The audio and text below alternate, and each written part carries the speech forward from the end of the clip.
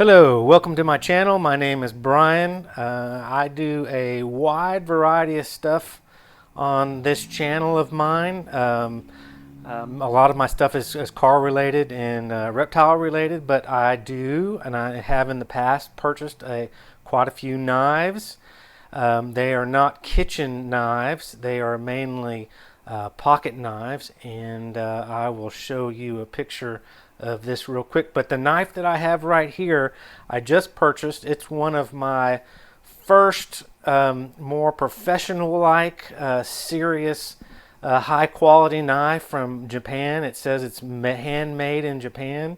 And when I went searching before I bought this knife, I just didn't see a lot of stuff, a lot of YouTube content on it. So I'm just going to make something. Go ahead and make it. It may not be as good as some of the others, or it may be better. It just depends on if you get some good information out of it. But I'm going to show you up close and tell you about the knife, of what I think. I'm not a professional knife maker or an expert in this area, but I just want to share what I think about it. I think that's important. But let me tell you what this knife is, and I'm probably going to butcher the name. It's the Shun Knives. That's easy enough. The Sora Shantoku knife, and it's like a kitchen grade chef type knife. It's 7 inches is the blade length, and it's a Sami construction, where what they do is they put the sharper, higher grade metal in the center, and then they wrap around the not so expensive metal, which is 420J, and the cutting edge is VG10. So it's not the super highest quality VG10, but it's better than a lot of just the basic sub steels. And then the 420J, as I understand it, a little more corrosion resistant. And there's just a lot of cool things. They put the VG10 towards the bottom of the sandwich of the metals, and then when they go and they file it down or sand it down, the sharpest or the best metals down there as the bottom, as the cutting edge. And it's got this pretty cool little wavy pattern in there, where they supposedly splice 2 of the metals together in a special process, basically through Shun Knives. But what I like about this knife is the length. Overall, I wanted to get something maybe about in the 5 inches for the blade. It's a kitchen utility knife. I'm not a chef. I just wanted to have something that stayed very, very sharp for a long time, because the no-name stainless steel knife that I'm using now for cutting, I mean, just everything. It's my general purpose knife, and I do everything with it. And it dulls very, very quickly, and I have to hand sharpen. I can hand sharpen it pretty good and get a really good edge back, but in 3 or 4 days it's completely dull again, and I have to completely do the sharpening process over again. And so I decided that I was going to step up to a better grade knife, and I just happened to be as it's getting closer to the holidays here in 2021, I saw this advertised online at Knives Ship Free for a lower price of $74.99 and free shipping. So I went ahead and just made the connection. I was like, man, I need to get a good knife. That looks cool. Handmade in Japan. You can't go wrong with that. And I placed the order, and I got it pretty quickly. They ship it first class mail, so it comes really, really fast in a nice long box. It's protected. It's got a sheath that it goes in that you don't get to use again. It's a cardboard sheath that's kind of stiff, so nothing gets tweaked on the blade, and it comes in the KAI box. I guess that's the main company that owns or distributes this knife.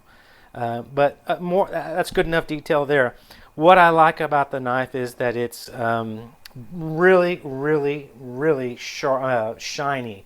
I love my blades polished and just satin, really bright, really reflective, and this knife does not disappoint. It is polished to the max.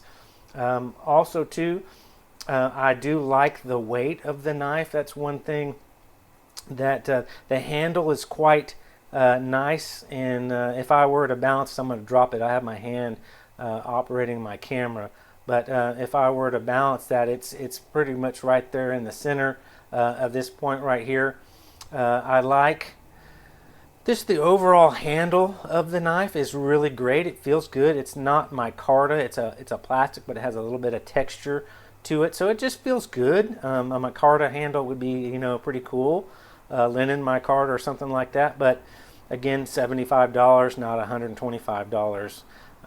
And then I like the their emblem that they put on there. It's just a really good knife, a full tang as I understand it, and it has these indentions ground into it. I'm not going to be able to pronounce that exactly because I'm not real clear, but the exact name of that. But what that helps do is just kind of help it to glide through cheeses and different things that kind of make the knife blade get a little sticky. Helps it just to cut even better. I will say what is really, really cool is that this knife is razor sharp. It is so sharp, it is ridiculous. It's got, it's not a very thick, blade right here towards the edge. I can't remember if it's 15 degrees times 2, but it is deadly sharp. I mean, it would literally just fillet a little layer of skin off and I wouldn't even know it and I wouldn't miss it. It is that sharp.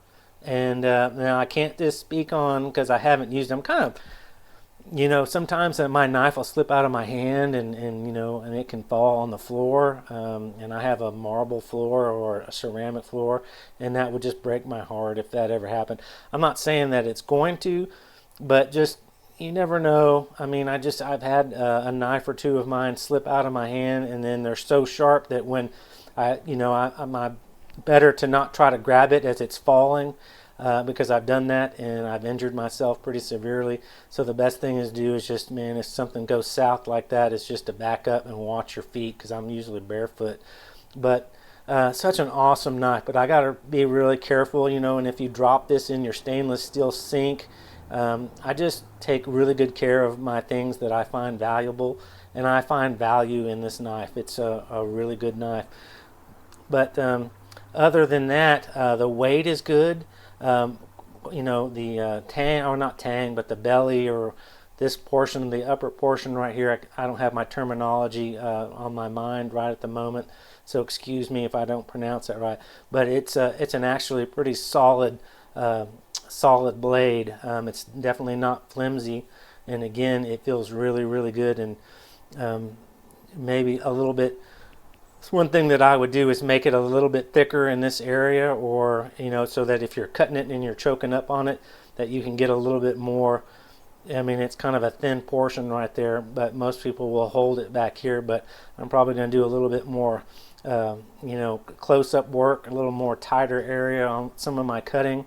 But I'm not saying it needs jimping or anything, but like a pocket knife. But other than that, it's probably the only thing. And I'm just telling you, it is so sharp. And that is key when you order a knife or you get a knife. That's the main purpose, is that it's literally really, really sharp. Now, hopefully the VG10 steel will hold a decent edge for a little while. I can sharpen knives, but there is a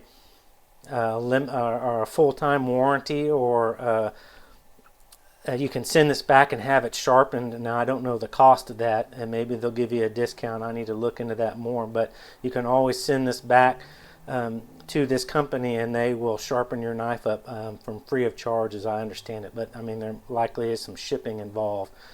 But yeah, so that's my review of this knife. Like I said, I really like the weight of the knife. I love the polished, highly polished blade.